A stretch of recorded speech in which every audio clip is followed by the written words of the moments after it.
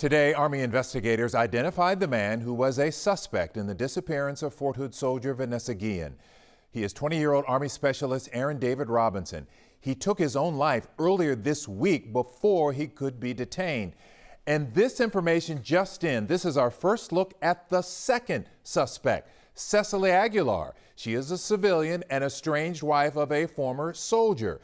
She has been arrested and faces a charge of conspiracy to tamper with evidence. David Gonzalez has more on the new details revealed today. Army CID says they've conducted more than 300 interviews in their investigation to find Vanessa Guillen. Investigators say Specialist Aaron David Robinson was wanted in connection with Vanessa's disappearance. Authorities say he fled the post and killed himself yesterday as police moved in. Robinson worked in the building next to where Vanessa worked.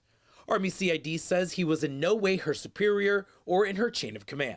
We are still investigating their interactions, but at this time there is no credible information or reports that Specialist Robinson sexually harassed Specialist Guillen. Vanessa Guillen was promoted to Army Specialist more than 2 months after disappearing from Fort Hood. The Army says the promotion is due to her time in service. Guillen would have celebrated 2 years in the Army last month. In Houston, I'm David Gonzalez, KHOU 11 News. And this weekend, there will be a march in support of Guillen in Houston. It'll be held on Saturday at Discovery Green Park, that's in downtown, at 5 p.m.